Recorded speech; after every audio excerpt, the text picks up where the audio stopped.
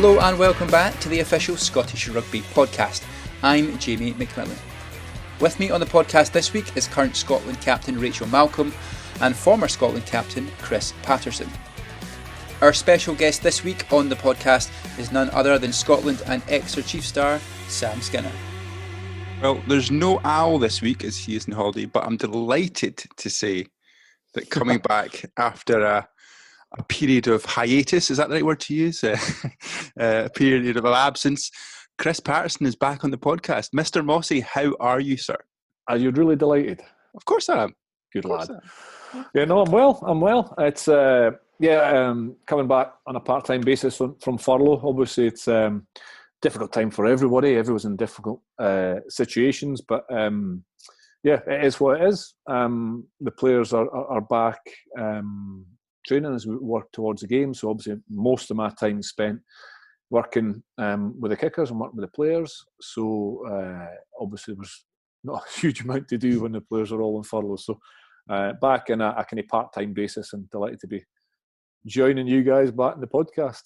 Your hair's looking pretty. I was kind of hoping you'd have a massive, great big bushy beard and long hair, because I know you'd hate that. But you managed to actually. Caveman. Did you manage to do some homemade haircuts during it? Oh yeah. No, I've had a few. Luckily, I had a set of clippers prior to lockdown. I've got neighbours and friends who tried to get them during lockdown, and it was just a no-go. Sold out all over the place. So it's something that I've done in the past. So it's a little bit of experience. Although I was doing kind of family haircuts for the son and everything, and it's a hit or a miss. But as you say, both your son and daughter just get shaved heads at the moment. I know exactly. I wasn't allowed to let loose on the daughter, but listen. If it goes wrong, who's going to know? It's going to grow back. It's going to grow back. Maybe not for everyone, but it's going to grow back. Well, maybe not for me. Shortly, late enough. No, it's brilliant to have you back. Rich, you've obviously been with us for a number of weeks now. How's the landscape looking for you guys? You know, there's not really much info. We don't really know about the World Cup qualifiers for Scotland yet. But you know, from your perspective, maybe around club, what's happening down you in what we've been working on? I think in terms of the club, we're moving a wee bit quicker down in England than you guys up there in terms of the women's club stuff. We are hopefully, I think, going to be back in training relatively soon. I think there is a date flying about in terms of actually getting back to playing, which hopefully won't be too far after what we would normally start. So we normally start kind of mid September, so I will not start on time, that's for sure, but I don't think it's going to be a million miles away from that. So hopefully that all goes ahead, but it's quite exciting now to have something to work towards, because obviously, as you say, we didn't know anything about the league, but also World Cup qualifiers still haven't been decided in terms of where they're moving to and how they're going to look. So we're still waiting on that, but at least we've got something in terms of like training wise to look forward to and get ready for them whenever they do come. And how much are you chomping at the bit to get going again?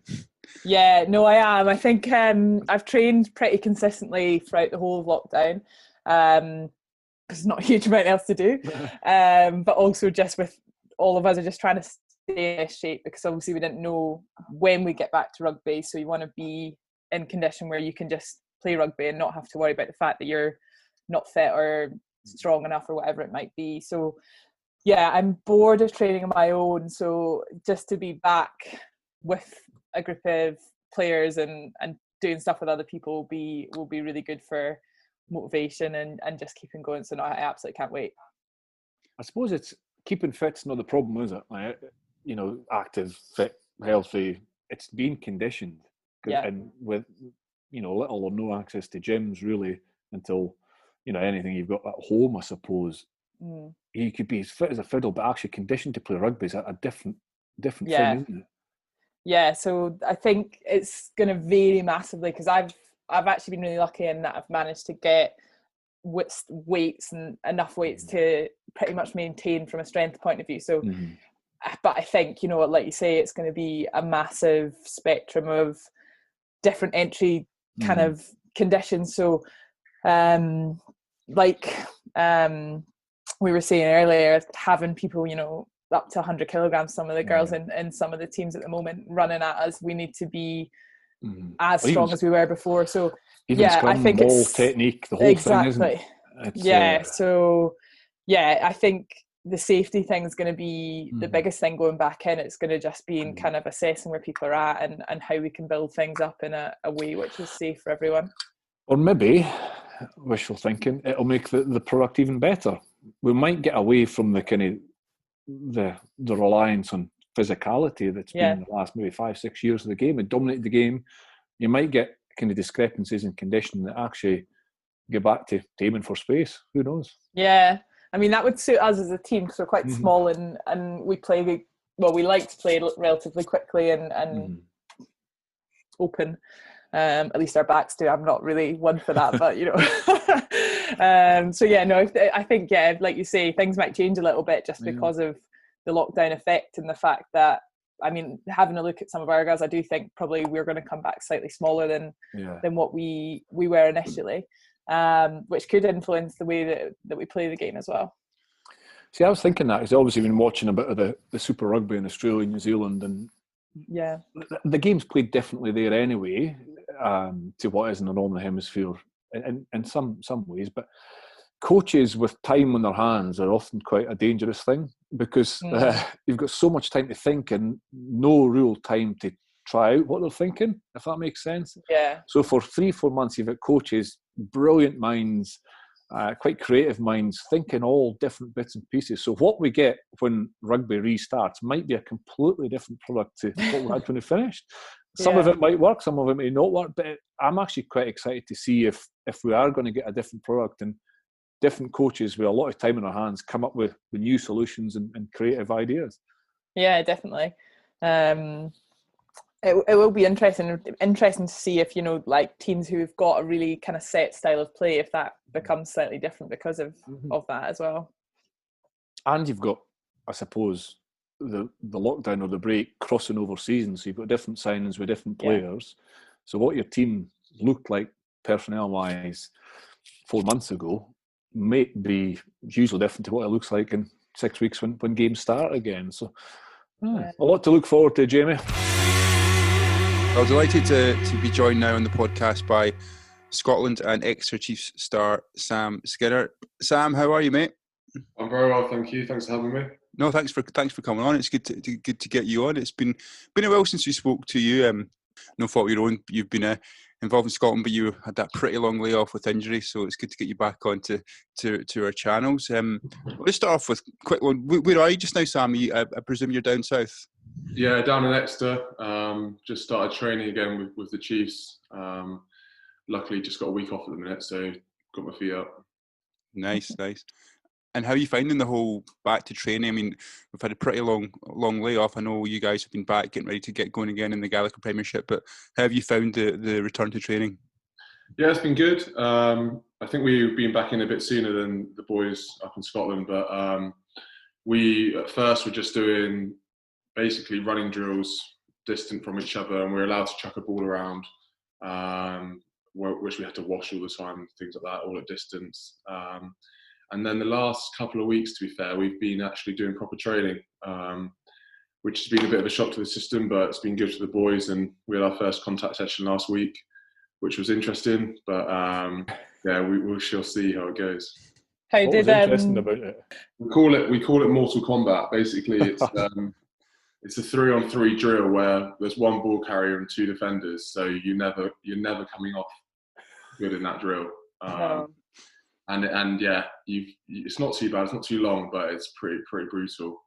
It's over before you know it. But yeah, rumours started spreading pretty quick. What was coming our way, and boys did pretty well. I just got a head down and got into it, and it's one of those things. I think because we've got no pre-season games or warm-up games, I imagine there'll be a fair bit of contact, bone-on-bone stuff before we get into the real stuff. It's no surprise that would be my worst session. One ball carrier against 3 defenders. When you're carrying the ball, it used to confuse me. What actually are the coaches looking for? It's obviously a defensive drill, but there's no challenge on the defender. Yeah. It's just basically get your body ready for getting smashed around, isn't it? It's just tuck the shoulder and hope for the best. I got an accidental swinging arm in the face, and it's funny.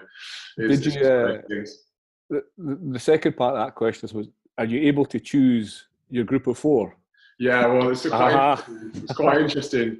You run at one side to the defender, so there are 3 defenders, but only 2 in the contact. So you can choose to step left or right. So if you've got debuters on the left, you're probably going to step right. Go right.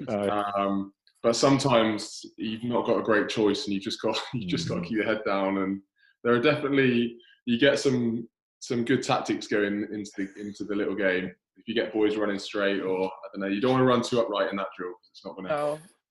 When are you? So what's your date for first game back?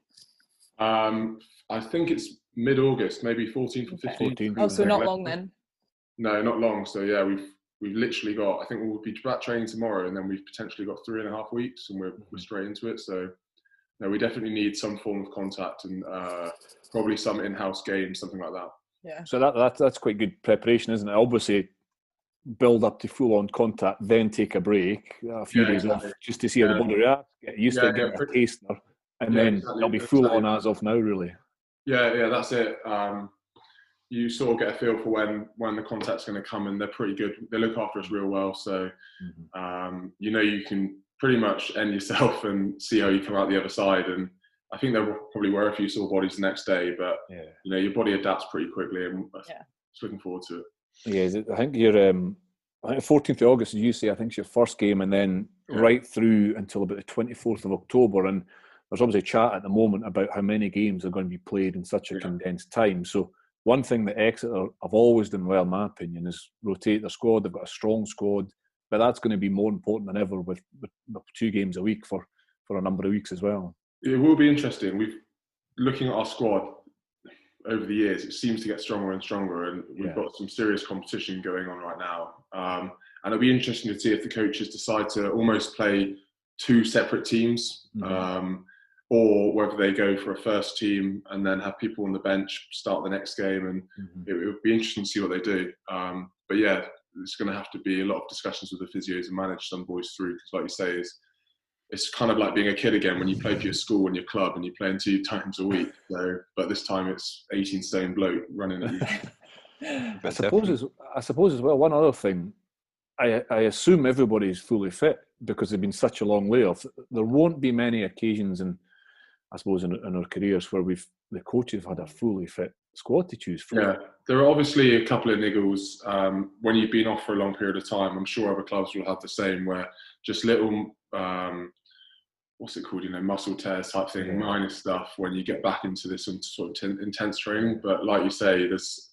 no long-term stuff. We could put out 2.5 teams, and I'd be pretty confident in all of them doing well in the Premiership. So there's some serious competition we've got, and it's good, but it's tough.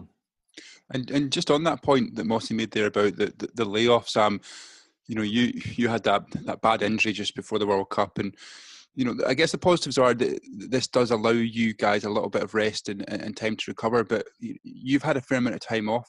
How are you feeling? How's the recovery been during that process before the World Cup, and how are you feeling yourself now? Yeah, I feel mentally and physically pretty good, as good as I've ever been, to be honest. I'm sure a lot of players have tried to use this as a positive, and look after their bodies and hopefully allow it to sort of propel their next stage of their career. It's certainly something I've tried to do anyway. So I've trained.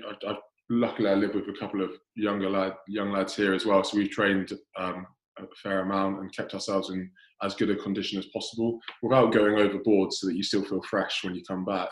Because that's important. You want to use this break properly, because it is going to be pretty intense once the games come thick and fast.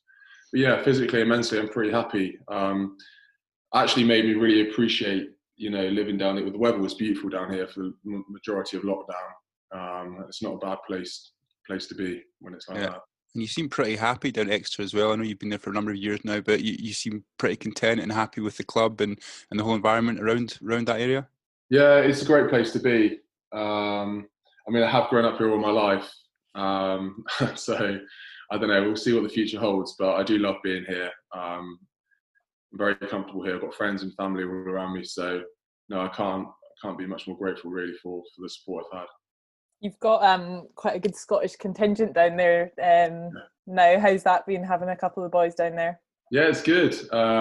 we obviously had Sammy join us. I've never met him before, so it's good to have him down. And then was just at a barbecue the other day with Johnny and Stuart as well, which is nice. So they've settled in. Well, Hoggy's obviously settled in great. You've seen that from his games as well. And Johnny's pretty happy as well. So he's just moved into his house a couple of days ago.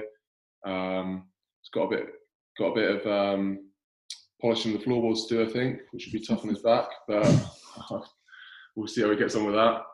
But yeah, he's good. He's loving life down here, actually. Do you see a different side to Johnny? Because obviously he was, you would have seen him in the Scotland environment, but he grew up in and around Glasgow. But moving out of comfort zone in many ways, is there a different side to him you see from the national? To be fair, Johnny, no. I've actually been in different training groups to him, so I haven't seen a lot of him in the club. But no, I haven't seen a change to him. Hoggy, definitely. He's been taken down a peg or two, which has been great to see. Yeah, he hasn't been able to get away with much, but I can tell now. Hoggy's been here for almost a year. Well, pretty much a year now, yeah. And I could just tell, even like, oh no, he's getting more comfortable now. He's taken a lot of banter, and now he's starting to throw some back, which is good to see. Obviously, that's what you want. So yeah, but it's funny to see how they get on. If we go back a little bit, Sam, to that, we know that you made your debut, against Fiji. We talked about that before with you, but we haven't really chatted around, the unfortunate injury you got around the World Cup. If we go back to that game against France, did you know there and then when it happened that this was a bad injury? Did you know there and then that you potentially your World Cup dream was over? Oh, I didn't. I've never done a hamstring tear. I've had a few injuries, to be fair, but I haven't done a hamstring tear because I've never run fast enough to do one. But I'm not very flexible, and this French guy practically made me do the splits. So I knew it felt pretty bad because I felt a couple of rips down my hamstring. Sort of felt a pop and then a rip. And some boys were saying, "Oh, you can do it, and hamstrings, a couple of weeks, you might be all right." But when I couldn't really walk off the pitch properly, I was like, "This doesn't feel good." So I went and got a scan straight away, and I was told I wasn't going to the World Cup there and then. But I knew I potentially had a chance to get out there if I rehabbed well. But then a couple of weeks later, I had a meeting with the top surgeon in the UK who told me, no, the World Cup's over. Even if I wasn't to have surgery, it's over. So that was tough to take, to be honest. I can imagine, because you're going through that physical pain, but mentally as well, that must be so tough, because I know how much you guys, regardless if it's a World Cup, how much you guys put into it anyway. But, you, like anyone, you've got aspirations to play at the top level, and to have that taken away from you mentally, how tough was that for you? Yeah, it was really hard, to be honest. But, it's life, isn't it? You just got to find a way to get on with it. I'm not any more special than anyone else. Happened to Gareth Hanscom, who, was pretty much nailed on starter for Wales, and he did his ACL, and he's still struggling with injury now. So, look, I'm back fit, playing again. I'm loving life, to be honest. To be honest with you, I can't complain. So yes, it was hard and it was difficult, but I had people around me supporting me. I couldn't have asked for a better support network, really, and there's plenty of other things to be positive about. Yeah, that's such a refreshing attitude, and it's one that I think a lot of people should share, because as harsh as it sounds, you don't really think about how bad the moment is in the moment.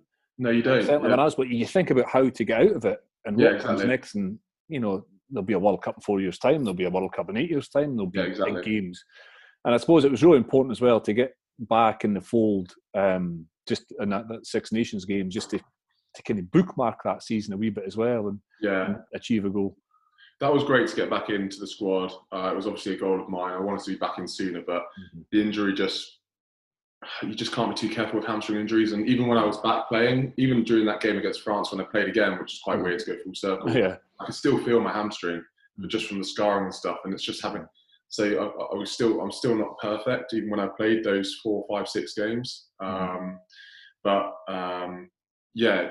To get back fit and play, like you say, it's weird. People think you'd be like sort of crying and emotional and things, but you sort of instantly just sort of think, right, how can I get back? You don't really dwell on it too much. You just think, right, next job, what can I do?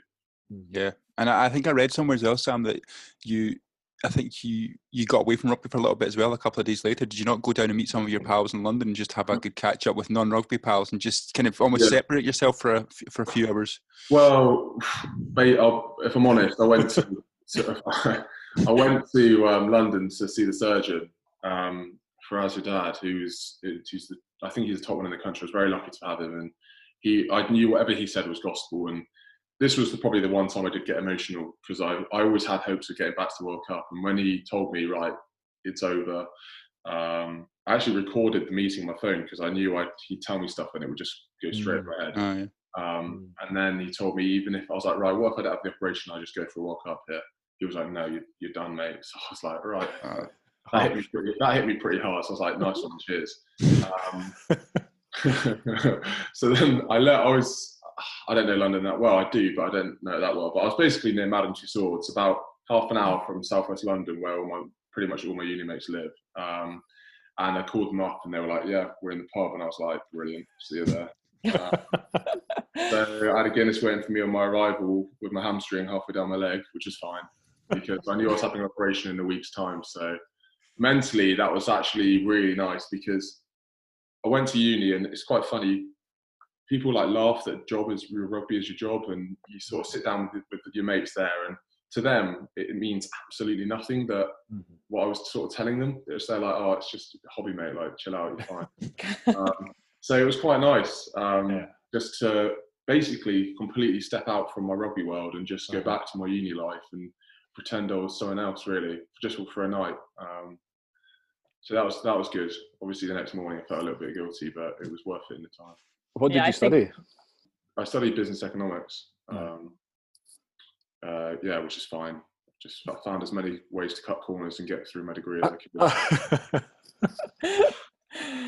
I think chatting to friends in sports, so if you chat to your rugby mates, they understand the heartache and all that, so they probably pander to it a little bit.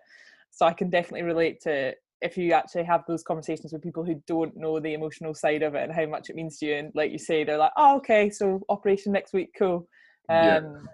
It definitely makes things better, I think, and I think that sometimes is the best thing when you're coming back from something like that. Yeah, you're right. It's funny. It's such a different world. I remember being at uni and having training at nothing major. So I was getting up at 6:30 in the morning, and I'd come into the living room, and you know what uni houses are like. It was an absolute state. I think I had to pick up a chopping board and a bowl off the floor just to wash up before I cooked my porridge. And then I remember my housemate just being on the sofa and looking at me in such shock that they were still up and they couldn't believe it. And they were like, "What's going on? What time is it?" I was like, "It's 6:30, mate. It's the next day." So yeah, they were in a different world to me, but it was quite nice just to completely separate from it all. It's funny, one thing somebody said, I think I've said it before, but it kind of sums it up quite nicely, is a professional athlete, people in the working world probably say, "Oh, you don't work a day's work in your life. You do a full day's work in your life." But then the other half of the sentence is actually never have a day off either. Yeah. So whereas kind of working life, you work a full day hard on, and then potentially have some time off at weekends, but you don't get a day off as a professional sportsman. You maybe don't work 9 to 5 every day, but there's never a moment off, which kind of sums it up quite nicely, I think. It is true. When we got this week off, I don't know why I was kidding myself, but the first day I was like, "Oh, brilliant! I'll probably rest the body and mind here and just chill out for the week." And then literally that evening, I got an email saying, "Right, get these runs in, get these weight sessions in." And obviously, to more normal working people, running and training isn't work. But when you do it, and you're doing it when you've broken from rugby, it does kind of feel like a job. When you sometimes it does anyway. And when you get an email like that, you're like, "Oh, bloody hell, yeah." Obviously, I've still got to train. So are you, I guess, programmed by Exeter rather than having any influence from Scotland, from an S&C and that kind of point of view? Yeah, pretty much. And then when I go up to camp, the S&C coaches liaise with each other and basically just find a way of, particularly during the Six Nations, it's more about just sort of maintaining my physical status rather than make any gains, just try and keep my body as fresh as possible. So Scotland just sort of take over and make they basically keep you taking over. Yeah, pretty much. When you left uni, you were I think originally you were going to plan to do like a gap year or something like that. You don't want to go travelling for a while before. So I left school and I was going to go travelling before uni. And where were you going to go? Did you have a plan, like a route? Did you? No, I hadn't. It was before, because rugby happened so quickly during that gap year. I hadn't had a plan. I just had a few schoolmates that I was going to go to Asia with, and then potentially Australia after, which is as standard as it gets. But I was still looking forward to it. But yeah, they were quick, Chiefs, to offer me a contract around November maybe. So I didn't really have any plans sorted, which was lucky really. Didn't have to claim any deposits back. Am I right in thinking as well? You went through a bit of a transition at that point in your career because you put on a lot of weight, did you know? And you changed your whole diet and you changed your whole gym plan, did you know? And you put on quite a substantial amount of weight. Yeah, I pretty much looked a bit like Chris actually, but wasn't trying to play fly off. I was trying to play second row, and that wasn't. Although he did play in the back, so didn't you? Spent a wee bit of time at fly half. Yeah. I actually think I followed your kicking style. I was 18, keeping my hand across my head, like, yeah, it wasn't great. Yeah, I was 90 kilos and I went up to about 105 they basically took me off rugby. I wasn't injured as such, but I was just in not great physical condition. So they stuck me in the gym. If I'd had to do that now, I'd probably be hating life. But at the time, I'd just been asked to contract by Chiefs. It was like every child's dream. I'd given up on it pretty much, and I'd suddenly been given a last, shot at it. And I was like, yeah, class, let's do this. So I kind of got a little bit fat, but put on 15 kilos and tried to put it up and add a bit of weight on since. And yeah, I needed it, to be fair, just because your body just can't compete if you're not heavy enough at this age, this kind of game now, really. Can you remember who was playing for the Scotland under-20s side? Yeah, I remember having to try and tackle Magnus Bradbury a couple of times, which was tricky. I was playing at 6. I think he was at 8, and I seemed to always be. I think he was just trying to pick me out, to be fair, which was good. Jamie Ritchie, I think, played. I think he might have been captain, actually. I'm not sure. Yeah. And then I think Xander was at tight end, maybe, and then Rory Hutch at fly half. I think there would have been a few other boys in there as well. Actually, it was actually a really good. It was a good game and a good squad Scotland had. Yeah, a lot of those guys have came through, haven't they? Yeah, they have. Yeah, actually got quite a young. What feels like a young squad coming through. Sort of now. A young forward pack, isn't it? Yeah, it is actually. Even Johnny Gray is only 26, even though he's got 50 caps, which is just well, that's the thing. Like you say, young, but it's experience. Like quite often, the correlation between experience comes with age. But actually, with the Scottish pack at the moment, and as you say, across the backline, really, there's experience, but there's also youth, which is quite confusing in some ways. But it's brilliant, really, to have that experience from such a young team. Really exciting, yeah. I look at the squad with a lot of confidence and quite excited, to be honest. And ultimately, I've got to fight to get into it myself. But it's an exciting couple of years, definitely, seeing what we can do with the squad. I was going to say, you guys are obviously back in the next wee while, working towards games. How are you feeling about getting back with the Scotland boys? Can't wait, to be honest. Playing at Murrayfield is probably the thing I've missed most. It's nothing can touch it, really. It is incredible. We'll see. I'm looking forward to it. Trying to get, if I can get an opportunity. These things I can't sit here and right now and be like, I can't wait to play for Scotland again, because like that, it won't happen. So all I can think about, I know it's so boring, but literally I can't risk it. I just have to think about trying to get into the Exeter squad, which is hard enough as it isn't right now. And then if I can do that, then try and play well and impress and get up to Scotland. So obviously it'd be a dream to get back up there, but you just can't take it for granted. Mm-hmm. And, with the old Scotland thing, Sam, I think you mentioned before that you kind of grew up supporting both Scotland and England because you've got that kind of divided household. But, your parents, I think your dad's side, isn't it? Your dad's... Yeah, Dad's America. What does it mean to him to come up and see you play? I know what it was like when he watched you in the Fiji game in your debut, but what's it like for him to come up and watch you in particular? Yeah, for the whole family, it's incredible. But there is obviously an added extra for Dad. He's a nervous wreck watching me play for anyone, to be honest. Mum's just worried about me getting injured, which seems to happen all the time right now. It's so annoying.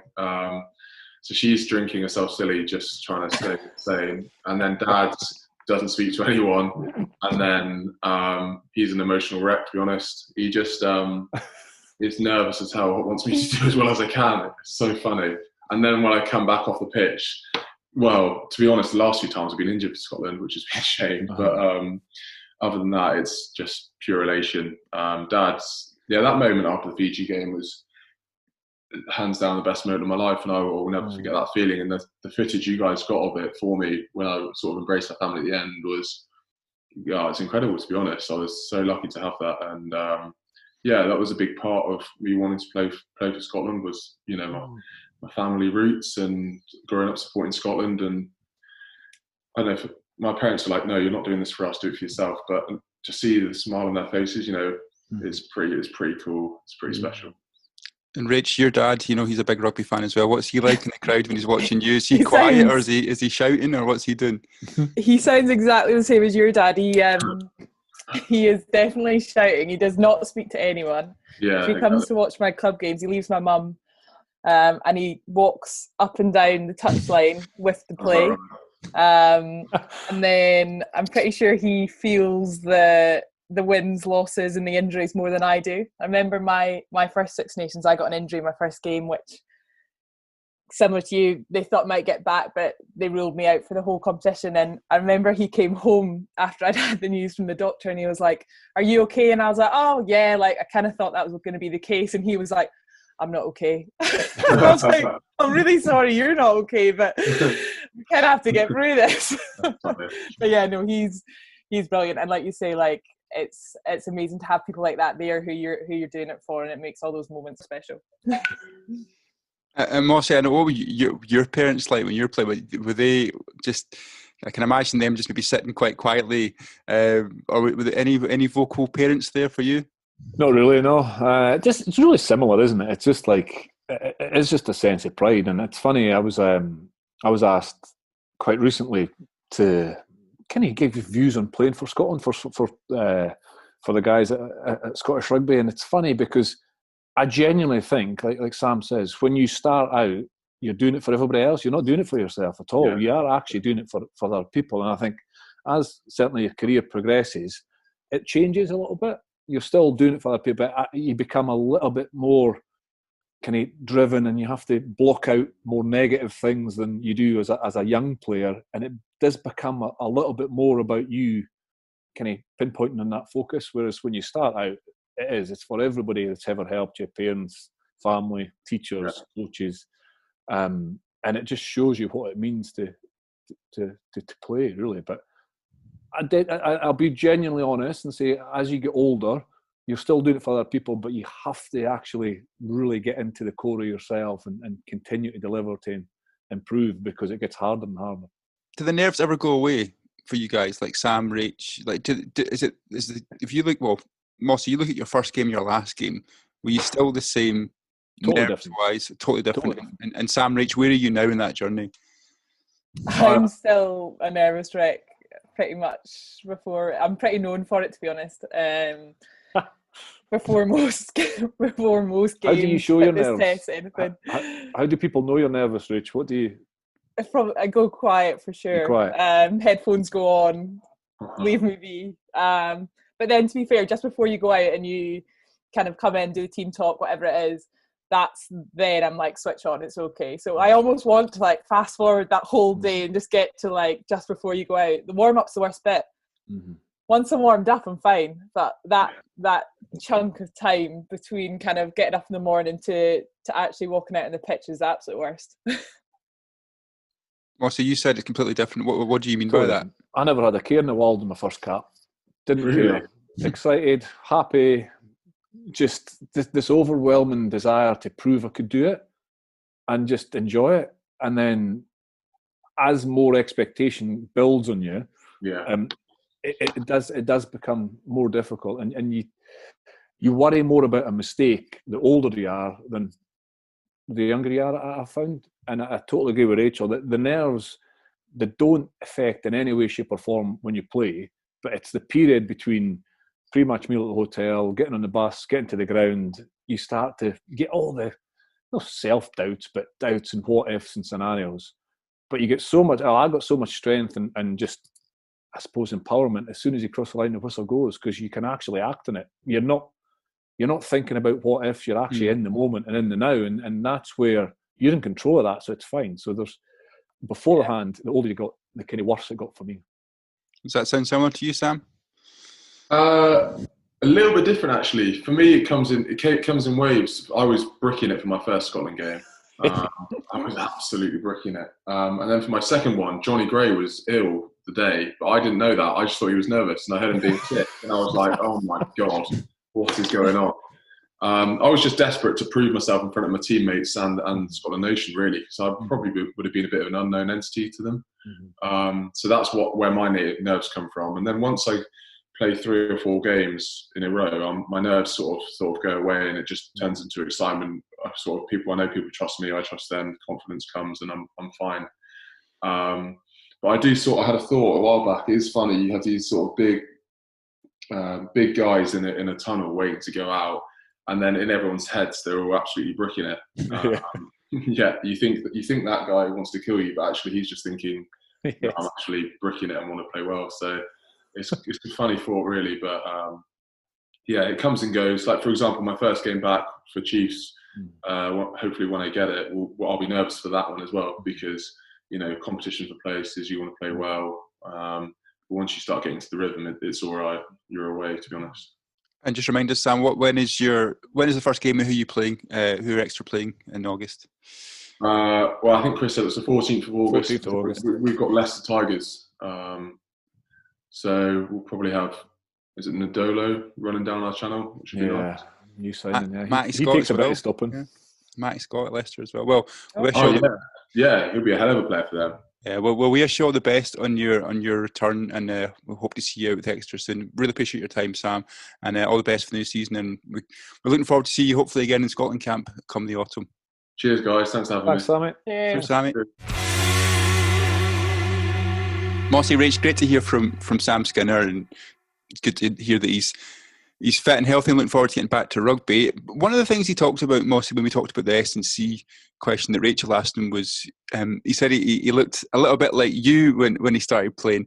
Now, you've always had the kind of the same shape, I think, when you played rugby, but was there ever any pressure on you to either change your physique, change your body form, or were you quite firm on how you playing? Yeah, there was always a quest to, it changed really. I mean, I was never going to be a big person.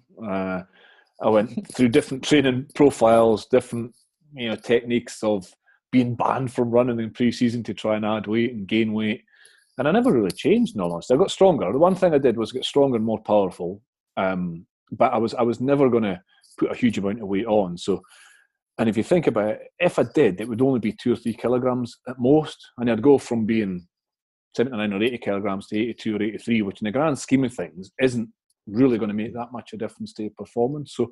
So quickly it became, what I had to do was be as powerful and as strong as I could, and as dynamic as I could. So I never really had the capability to, I think he said he put about 15 kilograms on or something, didn't he, in a short period. That was never going to be for me. But most of my career was played through a time where size was more important. Like, it was a really dominant aspect. Now I think I've got a wee bit more dynamism in a lot of the teams who play, and a lot of the style of play that teams try to develop. So yeah,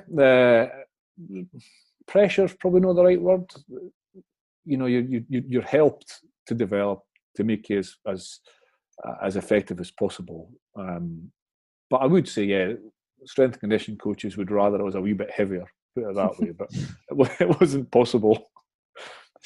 And Rachel, it was quite interesting to hear what, him talking about his relationship with his parents and how they react to watching him play. And we talked about your dad as well.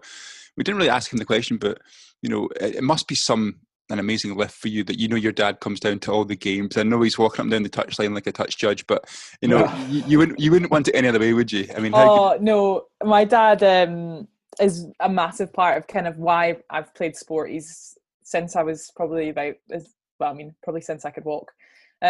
He's been watching me play, and between him and my mum, like, ferrying me around at to every sport under the sun as a kid, and then on to hockey and then rugby, and how much they've kind of travelled the world to, I mean, they do get some stuff out of it, but travelled the world to watch me play and have that support is just amazing. And like you say, like without them there, it just wouldn't be quite as special, and it is a massive part for me that is a lot for them as well.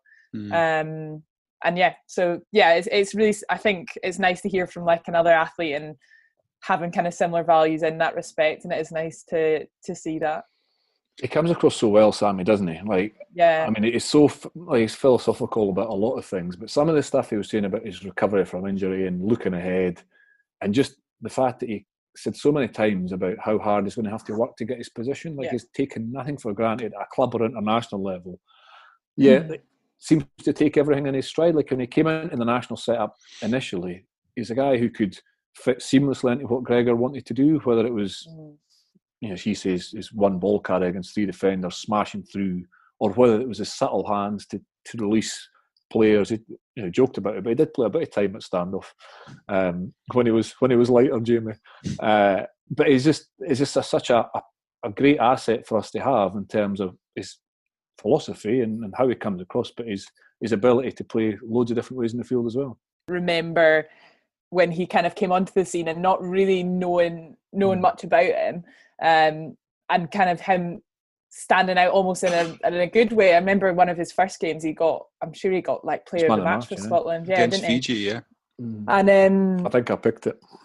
Well, I know I picked it, but yeah, and he deserved it. His skill set was just like brilliant across the park, and particularly around like the line out stuff. And I think that's an area where you can see someone's kind of maturity and whether they have the kind of head for it in that environment. So to come in and perform well and at set pieces, particularly when you've got kind of people around you, like he says, with 50 odd caps, and he fits in seamlessly. It's like it's incredible, really, isn't it?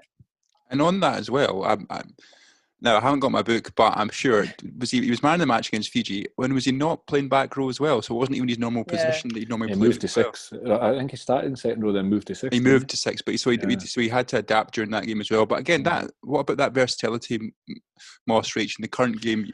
Do players have to have that now to get more of a look in, or? I think so. I think most players have it. It's funny because again, rugby is kind of.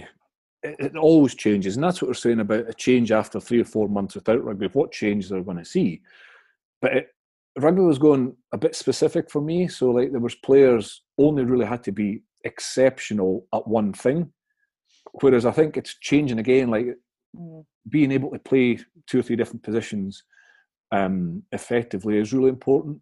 Whereas maybe 3 or 4 years ago, we went really down the almost NFL specific route for a tight head has to do X, Y, and Z. A second row does X, Y, and Z. A fullback does X, Y, and Z. But now there's much more kind of need to do 2 different things. And Sammy fits that perfectly because it's not easy. I mean, you'll know better than me, Rach, about line-out calls. But even understanding your role in a line-out from a second row and a back row in the same game is vastly different. Yeah, definitely. And I think as well, like, with the way that rugby is, you could be, I don't know, in Sam's or myself, like we could be second choice at 6 and then 2 second row injuries later and you're starting in the second row. So I think with the nature of the game and like you say, with it moving to being a lot more physical, injuries happen and that's a big part, particularly in the women's game where we've not got necessarily the same depth in every position. You've definitely got to be versatile and kind of just willing to put in an effort wherever you're put. I know in one Six Nations I played across the whole back row and the hooker in my second one, so it does happen, and I think the more versatile you can be, the better these days. And we're getting a wee bit hypothetical, but if you think about if you're someone who moves position in the forwards and you start in one position, you finish in a different position, hypothetical, yes, but the last line of the game, the crucial line of the game could be you have to win a line out or you have to get the call right in order to have one final chance to win the match. And you're in that secondary position, if you like. Yeah. So the discipline that you have to apply in the week building up to know exactly that. Not just, most people think, I hope the first thing goes well. But if you're covering 2 or 3 positions, you have to have that discipline that not only the first thing goes well in your favoured position, but in the second position played, you have to be on the money on the 79th minute and a line out in a position you've not played a huge amount. It's a lot of preparation, and Sam is comfortable in that. It shows you how good he is. Yeah, definitely. Tries to seize him, then it's Ashton, supports, Ben Foden, and Patterson trying to take him. Foden, beautifully taken by Patterson, who's injured in the process. Try saving tackle. Now, before we go, Bossy, we put out a clip last week we've been putting out some archive clips, so we've been digging into the archives, finding some key moments, whether that's line breaks or tackles or tries. And one of the ones that we put out last week was your tackle against Ben Foden, I think in 2011, again, at Twickenham. I might get the year wrong there. Do you remember it? Because it went down really well on our channels. And how sore was the boot to the face that he gave you after you put him into touch? I do remember it. It's I didn't see your clip, but I do remember what you're talking about. Do you remember? Yeah, I remember it because it's what you have to do. Like, you know what I mean? It's not, you're the last line of defence. You've got to get there. I've missed them. I've made them. But what's important to me is that you put yourself in the position to make it. I would far rather, put yourself in a last-ditch situation than not. It was quite close, I think, at the time of the game. Mm-hmm. So yeah, I remember getting back and making a difference. I actually think I'd made a better tackle earlier on in the game, believe it or not. Right. But it was in Chris Ashton. He came through the line and I was centre field on the 22, and he could go either way, and I managed to kind of just get him. I had much less time to think about it, but it wasn't in the corner. It wasn't last ditch. It wasn't kind of seen as heroic, but I think it was actually a harder tackle to make. The one before him was just get your angles right and try and accelerate in, and it was got a knee in the face, but made worse by Parksy celebrating by slapping me in the face. You obviously you do your analysis and you do your research before these games. Did you obviously know the pace that he would have had? You knew that you could take up. Did you know all that stuff, or was it just a case of just running as fast as you can and get the angle right? It's, in all honesty, it's getting the angle right's the most important thing. So it's less about, in a situation like that, for me, it's less about the player who you're defending against and more about how you can actually position the player to where you want them. And I've done loads of work that season, actually, just one-on-one work with Graham Steadman. Steady was a defence coach. And we did one-on-one work in a 5-metre channel, just in your footwork, because it's a hard position to be in if you get in the wrong position. So if you get too square or if you go too hard, you're beaten really quite easily with somebody as quick and as good footwork as that. So we've done loads of low-level stuff, and I suppose it's just great to see a correlation between doing a wee bit extra at the end of a session, just 5 minutes, just in your footwork, just in your position, not contact, not a huge amount of physicality, just getting in the right position or working to get the right angle come to fruition. But yeah, at one point I thought he was going to make it, so I had to stretch. I had to pin the ears back. Rach, did you manage to watch it? Did you see it? Yeah, I've just looked now. It's pretty impressive. Like you say, I think the timing of it, the time that you went for him is probably, there's a split second there before you actually go for the tackle. It's, if you're a second later, you're going to miss him, like you're saying, he's going to get it. So pretty impressive. you're almost trying to, I'm going to be maybe coach here. You're almost trying to position the player at the position you want. So you want to come in and it's almost like a Y shape. So if you go too hard or too aggressive at the attacker, they'll step you, probably in your inside shoulder. Yeah. If you don't go aggressive enough, they're going to gas you on the outside. So you're almost like a curved approach. So yeah, it's as I say, for a kind of coaching hat, little bits of footwork in a 5-metre channel, one-on-one at the end of the session, go a long way to making that an easier tackle. If you don't do those wee bits of extra work, then you're faced with that. It is quite daunting because it's pretty easy to get it wrong. Yeah, no, it's a great clip, and I'm glad we could put it on our channel. So if you haven't seen it, check it out. You'd have made it, Jamie. You'd have made it. I'd have stepped inside, so under the post, but it's a brilliant bit of play, Moss, and it's good that we can show it to our fans. So yeah, but thanks for the insight. It's really interesting. Really interesting. That's all from us here on the official Scottish Rugby podcast, but do join us next week for more exclusive content.